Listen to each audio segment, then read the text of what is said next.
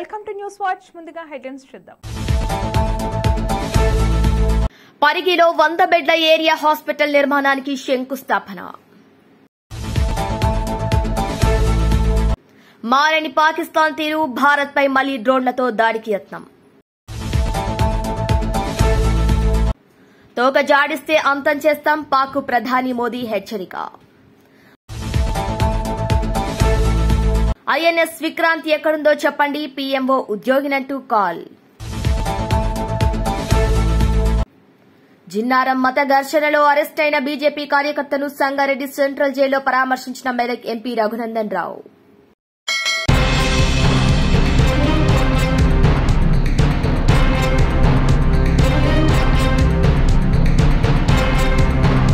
PM office అధికారినని తనకు INS Vikrant గురించి సమాచారాన్ని అందించాలని నావల్ కమాండ్ కార్యాలయానికి కాల్ చేసిన వ్యక్తిని పోలీసులు అరెస్ట్ చేశారు. కేరళలోని కోజిక్కోడ్ కు చెందిన ముజిబ్ రెహమాన్ పీఎంఓ ఆఫీసర్ అంటూ నేవీ అధికారులకు కాల్ చేసి ఐఎన్ఎస్ విక్రాంత్ ఎక్కడుందో తెలపాలని కోరాడు. అధికారులకు అనుమానం వచ్చి పోలీసులకు ఫిర్యాదు చేయడంతో రెహమాన్ ను గుర్తించి అదుపులోకి తీసుకున్నారు.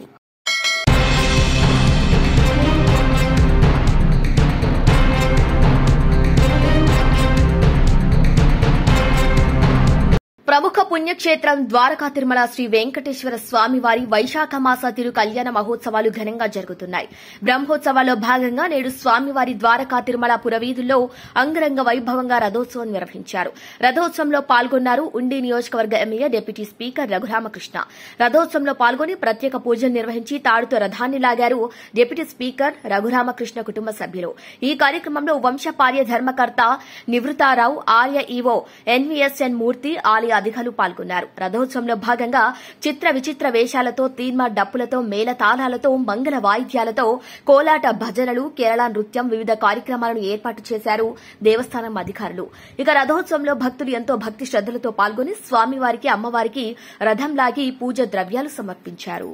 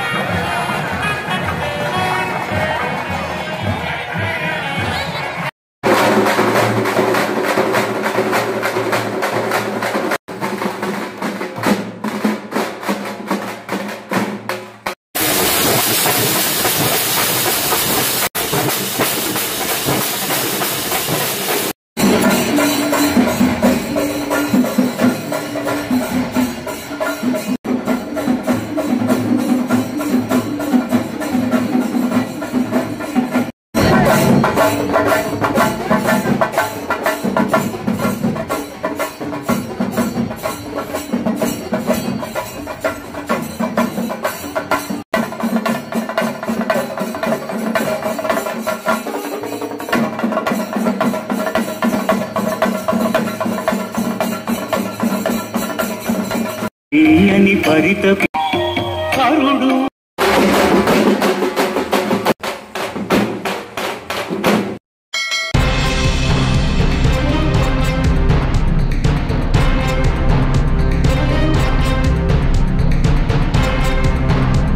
జిన్నారంలో అరెస్ట్ చేసిన వారి పట్ల ప్రభుత్వం కక్షపూరితంగా వ్యవహరిస్తోంది. మదర్సాలలోని ఉంటున్నది ఎవరు? జిన్నారంలోని కోదండ రామాలయం భూముల్లో అక్రమంగా మదర్సా నిర్మించారు. జిన్నారంలో అక్రమ అరెస్టులపై పూర్తిస్థాయి విచారణ జరిపించాలని, జిన్నారం వ్యవహారంపై జిల్లా ఎస్పీ కలెక్టర్ ఎందుకు స్పందించడం లేదు, జిన్నారంలో ఏం జరుగుతుందో విచారణ జరిపించాలని ఉన్నతాధికారులను 4 సార్లు ఎంపీగా అడిగినా సరైన సమాధానం లేదు.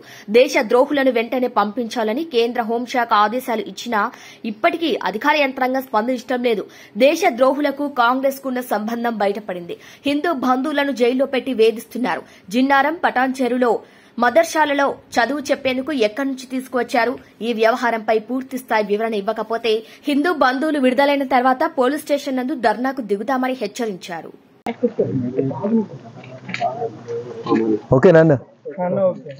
మీడియా మిత్రులకు నమస్కారం. జిన్నారం పోలీస్ స్టేషన్ పరిధిలో జరిగినటువంటి 4 కేసుల రిజిస్ట్రేషన్ విషయం లోపల 3 కేసులలో ఇప్పటికే ముద్దాయిలుగా ఆరోపించబడినటువంటి వ్యక్తులకి సంగారెడ్డి జిల్లా కోర్టు లోపల బెయిల్ లభించింది. ఇంకొక కేసులో ఈరోజు ఆర్గ్యుమెంట్స్ వినబోతున్నారు. ఈ కేసుకు సంబంధించి నేను డే 1 నుంచి ఒక డిమాండ్ చేస్తూ వస్తున్న జిల్లా పోలీస్ యంత్రాంగాన్ని. మేము అడిగిన ఏ ప్రశ్నకు కూడా ఈ రోజు వరకు జిల్లా పోలీస్ కార్యాలయం నుంచి రిప్లై రాలేదు. అసలు మదర్సాలో ఉన్న వాళ్ళు ఎవరు, వాళ్ళ మీద ఏమన్నా విచారణ జరిపించినారా, ఆ విచారణలో ఏ రకమైనటువంటి నిజాలు తేలినాయి, ఎందుకు కిషన్గంజ్ పేరిట బంగ్లాదేశీలు వచ్చి ఇక్కడ మదర్సా కట్టుకొని ఉన్నారనే విషయంలో ఈరోజు దాకా జిల్లా ఎస్పీ గారు, జిల్లా కలెక్టర్ గారు మౌనాన్ని వీడట్లేదు. అది కోదండ రామాలయం సర్వే నెంబర్ 1, సర్వే నెంబర్ 2కు సంబంధించినటువంటి భూములలో ఎంక్రోచ్ చేసి కట్టినారు మదర్సాని.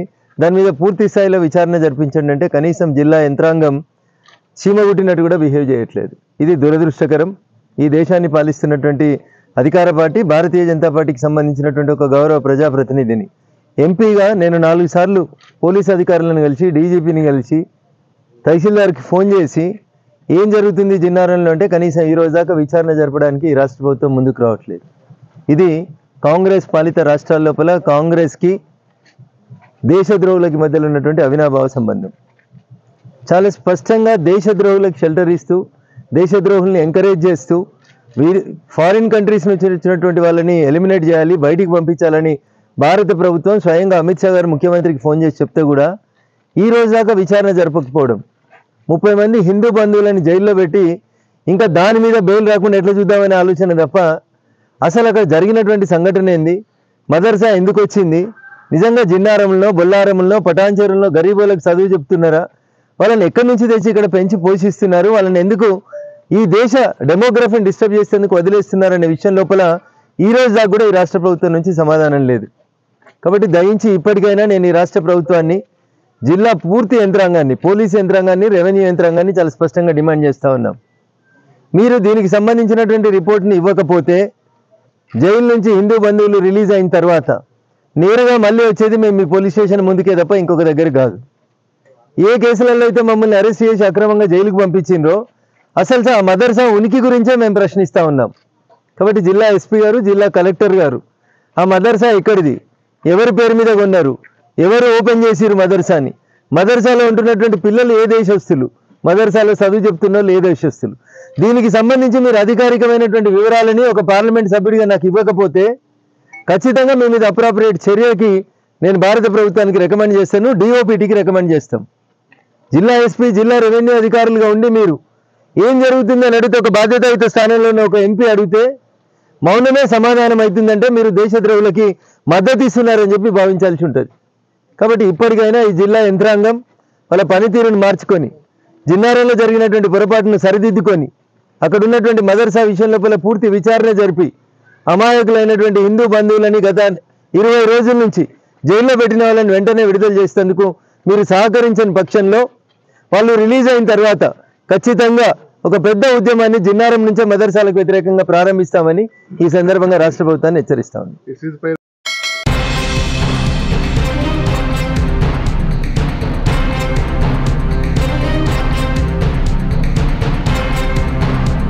మారని పాకిస్తాన్ తీరు. భారత్పై మళ్లీ డ్రోన్లతో దాడికి యత్నం. మరోసారి కాల్పుల విరమణ అవగాహన ఒప్పందాన్ని ఉల్లంఘించింది పాకిస్తాన్. జమ్మూ కాశ్మీర్ సాంబా సెక్టార్లో పాక్ నుంచి దూసుకువచ్చిన డ్రోన్లు, ఆ డ్రోన్లను కుప్పకూల్చిన భారత క్షిపణి రక్షణ వ్యవస్థ. ప్రస్తుతం సాంబా సెక్టార్లో బ్లాక్అవుట్ ను అమలు చేస్తున్న అధికారులు.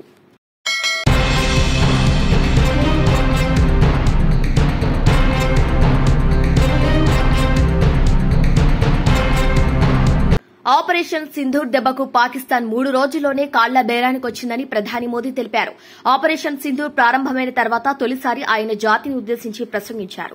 ఇప్పటి వరకు జరిగిన పరిణామాలను వివరించారు.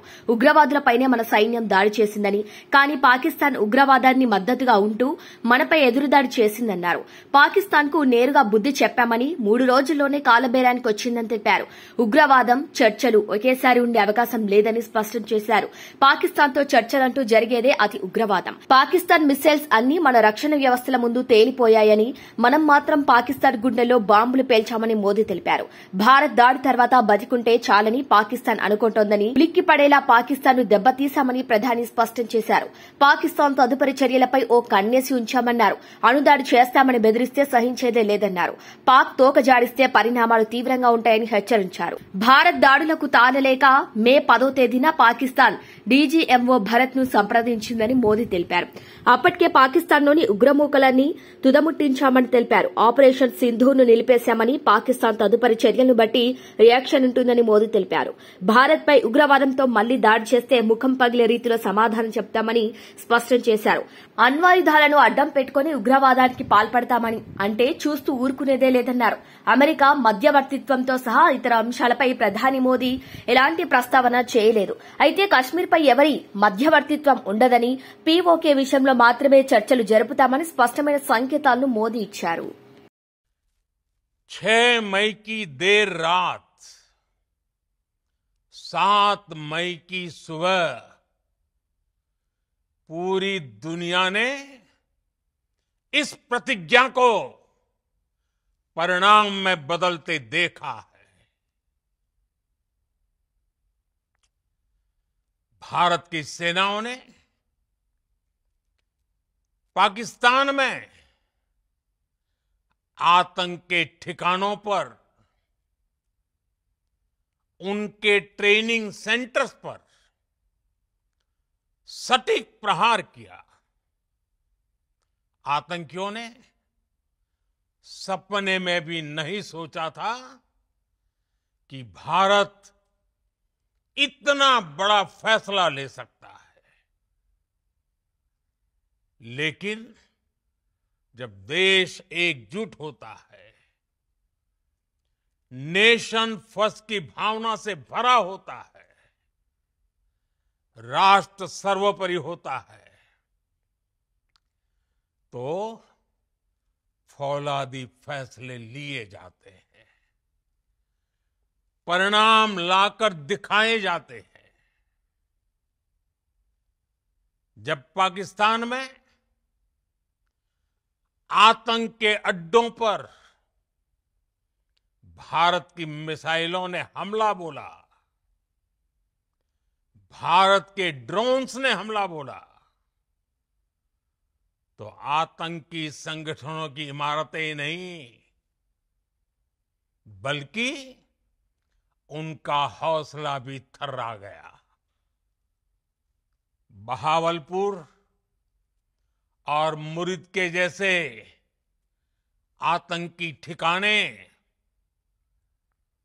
एक प्रकार से ग्लोबल टेररिज्म की यूनिवर्सिटीज रही है. दुनिया में कहीं पर भी जो बड़े आतंकी हमले हुए हैं, चाहे 9/11 हो, चाहे लंदन ट्यूब बॉम्बिंग हो, या भारत में दशकों से जो बड़े बड़े आतंकी हमले हुए हैं, उन सब के तार कहीं ना कहीं आतंक के इन्हीं ठिकानों से जुड़ते रहे हैं। आतंकियों ने हमारी बहनों का सिंदूर उजाड़ा था, इसलिए भारत ने आतंक के ये हेडक्वार्टर्स उजाड़ दिए। भारत के इन हमलों में 100 से अधिक खूंखार आतंकवादियों को मौत के घाट उतारा गया है। आतंक के बहुत सारे आका बीते 2.5-3 दशकों से खुलेआम पाकिस्तान में घूम रहे थे, जो भारत के खिलाफ साजिशें करते थे। उन्हें भारत ने एक झटके में खत्म कर दिया। साथियों, भारत की इस कार्रवाई से पाकिस्तान घोर निराशा में गिर गया था, हताशा में गिर गया था, बौखला गया था। और इसी बौखलाहट में उसने एक और दुस्साहस किया। आतंक पर भारत की कार्रवाई का साथ देने के बजाय पाकिस्तान ने भारत पर ही हमला करना शुरू कर दिया। पाकिस्तान ने हमारे स्कूलों, कॉलेजों को, गुरुद्वारों को, मंदिरों को, सामान्य नागरिकों के घरों को निशाना बनाया। पाकिस्तान ने हमारे सैन्य ठिकानों को निशाना बनाया। लेकिन इसमें भी पाकिस्तान खुद बेनकाब हो गया। दुनिया ने देखा कि कैसे पाकिस्तान के ड्रोन्स, पाकिस्तान की मिसाइलें भारत के सामने तिनके की तरह बिखर गई। भारत के सशक्त एयर डिफेंस सिस्टम ने उन्हें आसमान में ही नष्ट कर दिया। पाकिस्तान की तैयारी सीमा पर वार की थी, लेकिन भारत ने पाकिस्तान के सीने पर वार कर दिया। भारत के ड्रोन्स, भारत की मिसाइलों ने सटीकता के साथ हमला किया। पाकिस्तानी वायुसेना के उन एयरबेस को नुकसान पहुंचाया, जिस पर पाकिस्तान को बहुत घमंड था। भारत ने पहले 3 दिनों में ही पाकिस्तान को इतना तबाह कर दिया जिसका उसे अंदाजा भी नहीं था। इसलिए भारत की आक्रामक कार्रवाई के बाद पाकिस्तान बचने के रास्ते खोजने लगा। पाकिस्तान दुनिया भर में तनाव कम करने के लिए गुहार लगा रहा था और बुरी तरह पीटने के बाद इसी मजबूरी में 10 मई की दोपहर को पाकिस्तानी सेना ने हमारे डीजीएमओ को संपर्क किया। तब तक हम आतंकवाद के इंफ्रास्ट्रक्चर को बड़े पैमाने पर तबाह कर चुके थे। आतंकियों को मौत के घाट उतार दिया गया था। पाकिस्तान के सीने में बसाए गए आतंक के अड्डों को हमने खंडहर बना दिया था।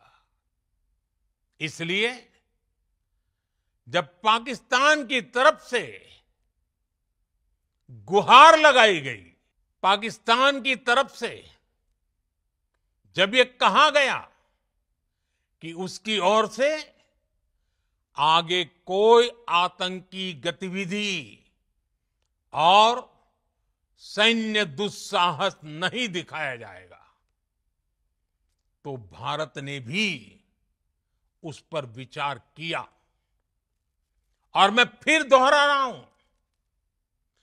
हमने पाकिस्तान के आतंकी और सैन्य ठिकानों पर अपनी जवाबी कार्रवाई को अभी सिर्फ स्थगित किया है। आने वाले दिनों में हम पाकिस्तान के हर कदम को इस कसौटी पर मापेंगे कि वो क्या रवैया अपनाता है। साथियों, भारत की तीनों सेनाएं, हमारी एयरफोर्स, हमारी आर्मी और हमारी नेवी, हमारी बॉर्डर सिक्योरिटी फोर्स बीएसएफ,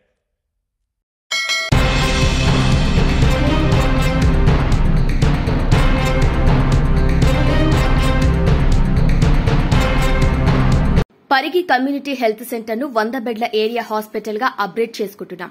సుమారు 26 కోట్లతో హాస్పిటల్ భవనాల నిర్మాణానికి ఈ రోజు శంకుస్థాపన చేసుకున్నాం. 2 ఏళ్లలో కొత్త హాస్పిటల్ ను అందుబాటులోకి తీసుకొచ్చి పరిగి ప్రజలకు వైద్య సేవలు విస్తరిస్తాం. అన్ని రకాల స్పెషాలిటీ వైద్య సేవలు ఇక్కడ అందుబాటులోకి వస్తాయి. ఇక్కడ డయాలసిస్ సెంటర్ లో బెడ్లు, మిషన్ల సంఖ్యను పెంచి కిడ్నీ పేషెంట్లను ఆదుకుంటాం. పరిగిలోని ట్రామా కేర్ సెంటర్ ను ఏర్పాటు చేయబోతున్నాం. రోడ్డు ప్రమాదాలు, ఇతర ఎమర్జెన్సీలో ప్రజల ప్రాణాలు కాపాడేలా అత్యాధునిక వసతులతో ట్రామా కేర్ సెంటర్లు అభివృద్ది చేయబోతున్నాం. అంబులెన్స్ల సంఖ్యను పెంచి ఎమర్జెన్సీ రెస్పాన్స్ టైంను 10 నిమిషాలకు తగ్గిస్తున్నాం. ఇటీవల 213 కొత్త అంబులెన్స్లను గౌరవ సీఎం రేవంత్ రెడ్డి ప్రారంభించారు. భవిష్యత్తులో మరిన్ని అంబులెన్స్లను అందుబాటులోకి తీసుకువస్తామన్నారు.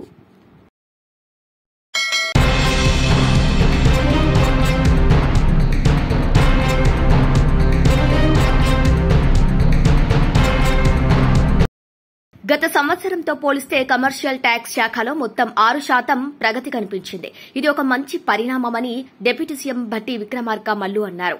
సోమవారం డాక్టర్ బిఆర్ అంబేద్కర్ సచివాలయంలో డిప్యూటీ సీఎం భట్టి విక్రమార్క మల్లు అధ్యక్షతన resource mobilisation cabinet sub committee సమావేశం జరగ్గా కమిటీ సభ్యులు మంత్రులు ఉత్తమ్ కుమార్ రెడ్డి, జూపల్లి కృష్ణారావు, దుద్దిల్ల శ్రీధరబాబు పాల్గొన్నారు.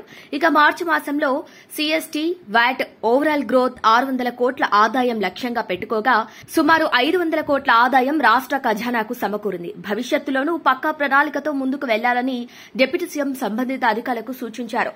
ఎక్సైజ్ శాఖ ద్వారా ఆదాయం పెంచుకునే క్రమంలో ఎక్కడైనా లీకేజీలుంటే వాటిని గుర్తించి సరిచేయాలని ఆదేశించారు.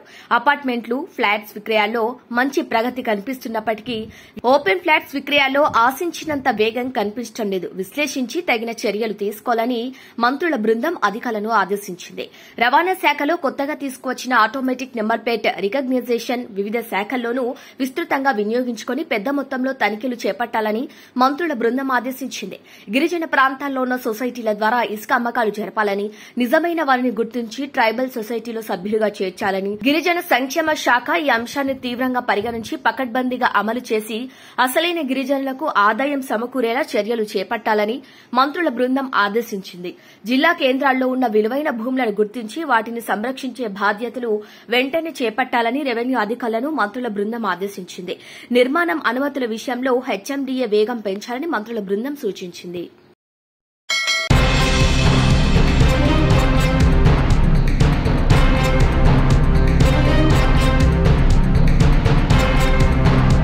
ఎన్టీఆర్ జిల్లా నందిగామ చందర్లపాడు మండలం గ్రామదేవతల మహోత్సవ కార్యక్రమంలో పాల్గొన్న విజయవాడ ఎంపీ కేశినేని శివనాథ్, ప్రభుత్వ whip MLA Tangirala Soumya, Vijayawada MP Kesineni Sivanath వివాదాస్పద వ్యాఖ్యలు చేశారు. ధైర్యం లేని జగన్ తొత్తులు అందరి మీడియా ముందుకు రాకుండా ఫేస్బుక్ లో, ట్విట్టర్లో అసత్య పోస్టులు చేస్తున్నారని వ్యాఖ్యానించారు. చంద్రబాబు నాయుడు వద్ద సైనికుల ధైర్యంగా పనిచేస్తున్నామని, నిజాన్ని నిర్భయంగా చెప్పగలమని పేర్కొన్నారు. జగన్ రెడ్డి కకృతి సొమ్ముకి అలవాటు పడిన వ్యక్తులు మేము కాదని, ఇప్పటి వరకు 3 పర్యాయాలు మీడియా ముందుకి వచ్చానని, జగన్ కింద పనిచేసే వాళ్లైన శిష్యులు తొత్తులకి సమాధానం చెప్పాల్సిన పనే లేదని వారి అన్నైన కేశినేని నానికి కౌంటర్ ఇచ్చారు. ఎన్నిసార్లు చెప్పాలి? మొన్నే మీరు అడిగారు, వచ్చినప్పుడు నేను మర్నాడు స్టేట్మెంట్ ఇస్తాను, మీ ప్రెస్ ఎదురుగా అన్నీ తీసుకొచ్చి ఇచ్చా. వారేంటయ్యా, నేను మీకు ప్రెస్ ముందు వస్తున్నా, ధైర్యం లేని జగన్ తొత్తులందరూ ప్రెస్ ముందుకు రాకుండా ఏదో ఫేస్బుక్లో వేసి మీరు వేసేసి మీ యొక్క క్రెడిబిలిటీని మీరు దెబ్బతీసుకుంటున్నారేమో అని అనిపిస్తుంది. ఇప్పుడు పెద్ద పెద్ద టీవీలు అన్నీ ఉన్నాయి, ఒక్క టీవీకి ఇంటర్వ్యూకి ధైర్యంగా వచ్చారా ఎవరన్నా? మేము ఏదున్నా కూడా ధైర్యంగా చంద్రబాబు నాయుడు గారి సైనికులు, మేము ఏదన్నా నిజం నిర్భయంగా చెప్పగలం.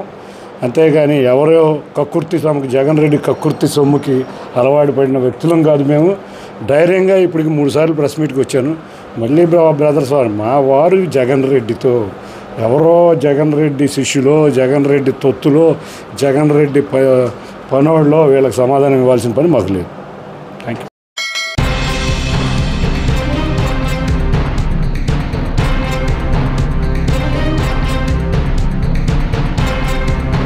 బులెటిన్ ముగించే ముందు హెడ్లైన్స్ మరొకసారి.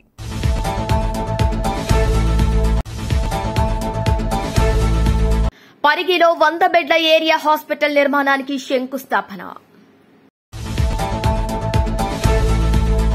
మారని పాకిస్తాన్ తీరు, భారత్పై మళ్లీ డ్రోన్లతో దాడికి యత్నం. తోక జాడిస్తే అంతం చేస్తాం, పాక్ ప్రధాని మోదీ హెచ్చరిక. ఐఎన్ఎస్ విక్రాంత్ ఎక్కడుందో చెప్పండి, పీఎంఓ ఉద్యోగినంటూ కాల్. జిన్నారం మత ఘర్షణలో అరెస్టైన బీజేపీ కార్యకర్తను సంగారెడ్డి సెంట్రల్ జైల్లో పరామర్శించిన మెదక్ ఎంపీ రఘునందన్ రావు.